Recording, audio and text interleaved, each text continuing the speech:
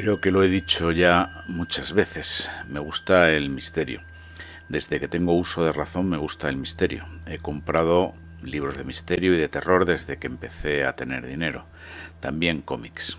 Descubrí a Lovecraft desde muy joven y compré casi todos sus libros. También leí las obras completas de Edgar Allan Poe. Supongo que muchos de los que siguen este podcast también han tenido esas extrañas lecturas. Siempre he sido un creyente en el misterio, es verdad. He dado siempre credibilidad a todos los fenómenos paranormales y misteriosos. De hecho, si se coge una lista de fenómenos paranormales y temas de misterio, se podría hacer una enciclopedia. Es verdad que el misterio es mucho de casos, de casuística y más bien poco de teorías. Esta es una carencia que con el tiempo vamos a resolver en esta web.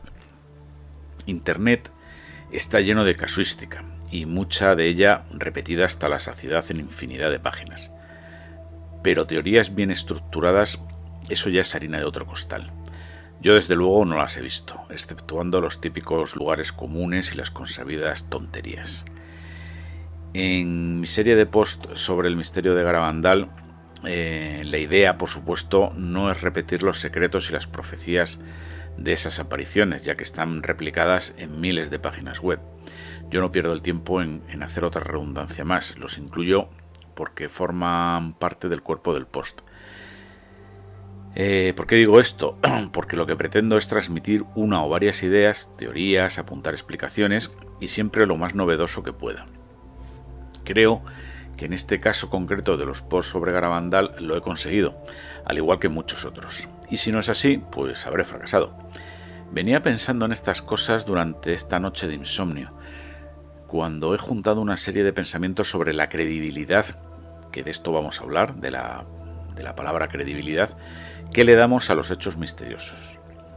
De esa gran enciclopedia que compone el mundo del misterio, de innumerables capítulos y tomos, y en los que yo creo, como he dicho antes, me he preguntado cuáles son las razones que nos llevan a creer, a darle credibilidad al misterio, ¿no? A los fenómenos paranormales. Vamos a poner un ejemplo para que este rollo se entienda mejor. Un tema clásico del misterio, por ejemplo, son los viajes astrales y su relación con el mundo de los sueños. Yo creo que los viajes astrales son reales, parto de esa base. ¿En qué me baso para tener tal creencia? Bueno, pues sin entrar en analizar la bondad de los criterios, estos vendrían a ser más o menos los siguientes. En primer lugar, hay muchas personas, mucha casuística, que afirma que han tenido viajes astrales a lo largo de la historia y en todos los lugares del mundo. Es decir, bueno, pues tenemos una casuística amplia, ¿vale? En segundo lugar, yo personalmente conozco a personas que me merecen la mayor de las confianzas que han tenido tales viajes astrales, ¿vale? Este es el criterio de la cantidad y calidad de los testigos del fenómeno paranormal. Claro, lógicamente valen para mí, que soy el que las conoce, para otro no. Pero bueno, a mí, desde mi punto de vista, me aportan credibilidad si yo conozco de primera mano a personas de las que no tengo por qué dudar que han experimentado tales fenómenos paranormales, en este caso los viajes astrales. En tercer lugar, personalmente he experimentado lo que yo creo que es un viaje astral y muchos otros sueños lúcidos y de contenido trascendente, ¿vale? Es decir, todos soñamos por la noche y los sueños normalmente son, bueno, pues elaboraciones y mezclas que el cerebro hace de cosas que nos han pasado en el día anterior, de temas que nos preocupan. Luego, bueno, pues el cerebro lo mezcla todo, genera unos contenidos más o menos absurdos, pero que todos sabemos que son sueños que tienen que ver con cosas que hemos vivido, ¿verdad? No tienen nada de misteriosos, pero hay otros sueños que sí lo son, que no tienen nada que ver con cosas que hayamos vivido ni durante el día anterior ni durante semanas o meses anteriores. Que son cosas que no nos preocupaban o que, bueno, que son construcciones que están ahí, que el cerebro hace. Yo creo que no es el cerebro en este caso, pero bueno, yo creo que es una conexión más espiritual. Y yo creo que es en este tipo de sueños precisamente donde no es un sueño exactamente, sino que el alma sale del cuerpo, hace un viaje astral y viaja por esos mundos que luego nosotros recordamos como un sueño, pero no son tales sueños, sino que hemos estado realmente allí, ¿vale? Y en cuarto lugar, existe tradición literaria de muchos autores de todo tipo de religiones y movimientos espirituales que dan fe de que los viajes astrales existen. Es decir, este sería un fenómeno que no está sujeto ni a ninguna creencia en particular, ni a ningún movimiento espiritual en particular, ni a ningún autor o autores, como por ejemplo el espiritismo, ¿verdad? Bueno, el espiritismo básicamente es Allan Kardec. Entonces, si tú crees en sus libros y en las cosas que dice y en su movimiento espiritista, pues eres un creyente en el espiritismo, ¿no? Pero los viajes astrales están en todos los sitios y en todos los lugares y en todos los tiempos. Eso, y a mucha gente le ha pasado. Es decir, que aquí tendríamos un argumento de amplitud intelectual y metodológica de este fenómeno. ¿Son suficientes estos criterios de credibilidad para demostrar que existen los viajes astrales? Pues obviamente no, si por demostrar entendemos algo parecido a una demostración matemática. El misterio no son matemáticas, ni siquiera es una ciencia experimental. Para saber si un hecho misterioso es real o no, hay que acudir a criterios probabilísticos. La credibilidad es un concepto intermedio entre la probabilidad y la certeza. Con esos 4 puntos que he dado anteriormente sobre la credibilidad de los viajes astrales, no se puede demostrar al 100% que sean reales. Pero sí podemos afirmar varias cosas. Primera, que hay una gran posibilidad, una gran probabilidad de que sí sean reales. Segundo, que el número de casos y la calidad de los testimonios nos proporciona un alto grado de credibilidad del fenómeno, desde mi punto de vista. El mayor problema que yo le veo a un fenómeno paranormal es que no sea falsable. Es decir, si no tengo la certeza absoluta de que el tal fenómeno paranormal sea verdadero, al menos tener la certeza absoluta de que sea falso. Esto es lo que es una teoría falsable. Pues la verdad es que los fenómenos paranormales ni son certezas absolutas, ni están demostradas, ni son falsables. Hombre, vamos a ver, yo siempre puedo negarlo todo, como hacen los escépticos a marcha martillo. Pero negar por negar, sin argumentos, no hace falsable una teoría, ¿vale? Entonces no queda otra que examinar los hechos, sentarse en el sillón de nuestro despacho, encender una pipa como Sherlock Holmes y sopesar internamente todos y cada uno de los pros y los contras del fenómeno paranormal. Y luego hacer una especie de puntuación personal y subjetiva. Y si tiene más de 5 puntos y aprueba, bueno, ¿vale? Dentro de nuestra particular escala, pues admitiremos el fenómeno como válido. Tener en cuenta que una teoría, si no se puede demostrar que sea verdad, si no, tampoco podemos demostrar que sea falsa, y si además no es falsable, lo que es una ocurrencia, ¿vale? Una explicación ad hoc. Y eso no nos vale para nada. Claro, todo esto es muy subjetivo, ¿verdad? Podría pensarse que sería demasiado subjetivo. Mi opinión personal es que es subjetivo, pero no muy subjetivo. Y voy a poner otro ejemplo. Yo he presenciado con claridad delante de otros 2 testigos que me merecen la mi más absoluta credibilidad y enfrente de mis narices cómo un objeto pesado se movía él solo.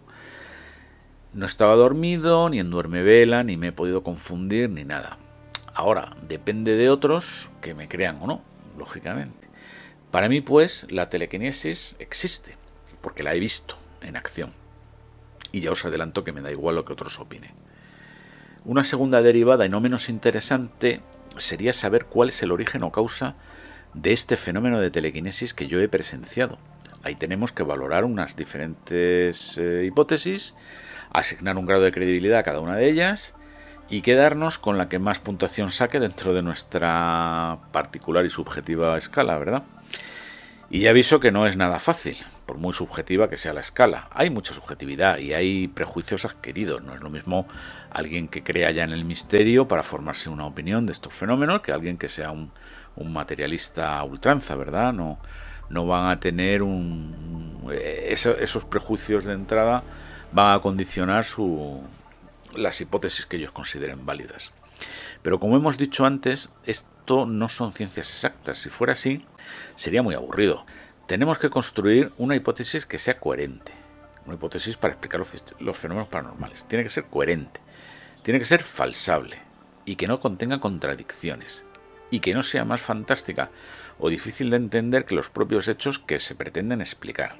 Veamos un ejemplo de hipótesis, a mi juicio, más fantástica que los hechos que pretende describir.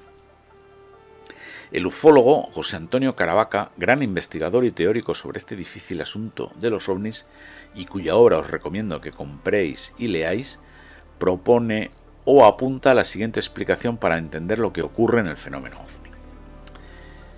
Según el diagrama adjunto, que puede verse en el que lea mi web, Caravaca sugiere que hay dos realidades, la realidad A y la realidad B.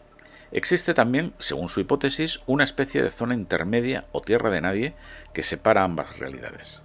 El testigo de un avistamiento ovni, o de un aterrizaje, o de un encuentro cercano, pero también, ojo, de otros fenómenos paranormales, aunque aquí lo vamos a ver en el caso de los ovnis, se situaría en la realidad A, al igual que todos nosotros, es decir, la realidad A es la de andar por casa, vamos, la de toda la vida. El fenómeno ovni se situaría en la zona intermedia, y sería lo que va a observar el testigo. Caravaca propone que el avistamiento ovni no es real, sino que es una proyección de la realidad B sobre la tierra de nadie interrealidades. ¿Cuáles son los problemas, a mi juicio, de semejante hipótesis que acabo de describir? Bueno, en primer lugar, al estar proponiendo dos realidades nada menos, para explicar el fenómeno, la propuesta se parece peligrosamente a una explicación ad hoc, es decir, a una ocurrencia. ¿Por qué no tres realidades, o 10, o 15, o infinitas? En segundo lugar, por lo dicho anteriormente, la hipótesis ni siquiera es falsable, ninguna ocurrencia lo es. A mí esto, bueno, siendo malo, no me parecería muy importante el que la teoría sea falsable o no, porque al fin y al cabo nos estamos moviendo en un terreno que no es científico al 100%. Pero esto, indudablemente, no es un punto a favor de la hipótesis y tiene que constar así, ¿vale? Y en tercer lugar, la hipótesis debería ser original y esta no lo es. ¿A qué nos suena todo esto? Bueno, dos realidades, una más real, entre comillas, que la otra, proyección de ideas, interpretaciones, bueno, parece la clásica caverna de Platón, que tiene más de 2000 años de antigüedad. En fin, que desde mi punto de vista esta hipótesis no es válida. O al menos, si se formula en estos términos, deberían aportarse más pruebas. Ya sabéis, otro de los grandes principios básicos de la lógica que publiqué en esta web. Hechos extraordinarios requieren pruebas extraordinarias. Luego, por lo tanto, pruebas extraordinarias requerirían criterios, que menos, ¿no? Criterios igual de extraordinarios y convincentes al máximo. Y esta teoría no los tiene. Veamos otro ejemplo. En muchos programas de radio y televisión del comunicador Iker Jiménez se han expuesto casos de fenómenos paranormales y los invitados con formación científica, cuando se les han preguntado por una serie que ellos puedan aportar, ¿no?, de hipótesis científicas que expliquen los fenómenos paranormales, todos ellos con alguna diferencia o matices han descrito la misma siguiente sarta de tonterías.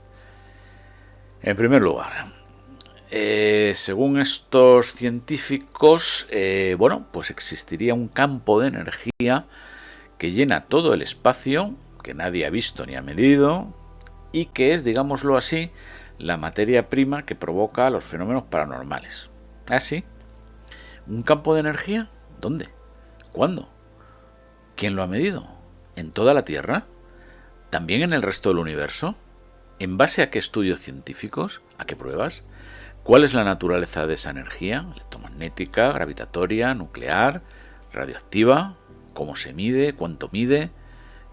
¿Cuál es su fórmula de crecimiento o decrecimiento, por ejemplo? No hay respuesta.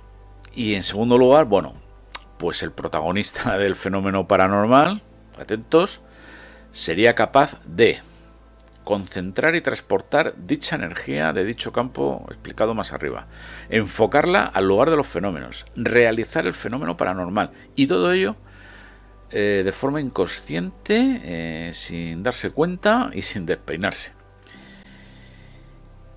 Estos cientificistas suelen poner los poltergeist como ejemplo paradigmático que explicaría esta teoría. Bueno, y tienen el desparpajo de llamarse a sí mismos científicos, los Gaona y Loeches de turno, que para decir estas sandeces podrían haberse quedado en su casa. Obviamente, este tipo de hipótesis incumple una de las reglas elementales de la lógica y del sentido común que ya hemos expuesto antes. La explicación no puede ser más fantástica que los hechos que pretende explicar. Si estos cientificistas, esta vez sí de prestigio, y esta vez sí con titulación, lo que les hace más culpables, fueran capaces de demostrar las tontunas que predican en la mesa de cuarto milenio para explicar científicamente los fenómenos paranormales, habría que darles varios premios Nobel ipso facto.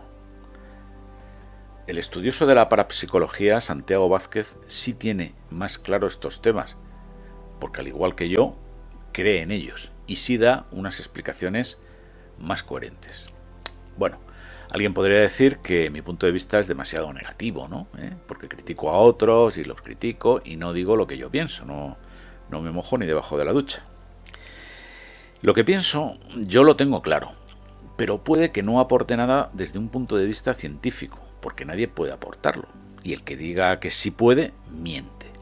Mi pensamiento al respecto es el siguiente.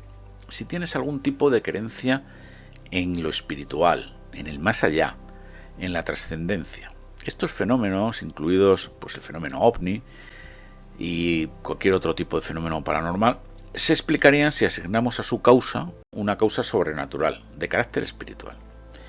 Si por ejemplo no tenemos esas creencias espirituales, si somos materialistas, que es algo muy digno y respetable, la hipótesis extraterrestre para el fenómeno ovni, por ejemplo, sería una explicación suficiente, con el suficiente grado de credibilidad, no al 100%, pero sí de una manera razonable y alejada de las hipótesis extravagantes y alambicadas del investigador Caravaca.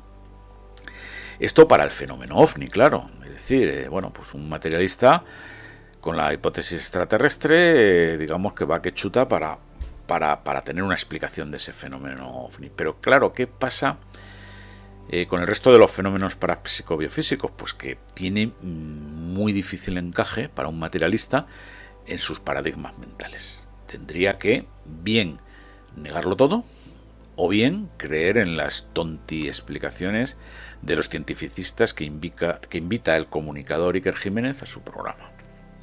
Bueno, este tema promete y voy a dejarlo aquí para propiciar más posts sobre el asunto. Yo creo que hay margen para por lo menos para otros 2 posts que iré publicando próximamente. A ver si encuentro a alguien al que pueda entrevistar que me explique su punto de vista y bueno, no ser yo solo el que hable, ¿no? Siempre ven más 2 pares de ojos que uno solo, ¿verdad?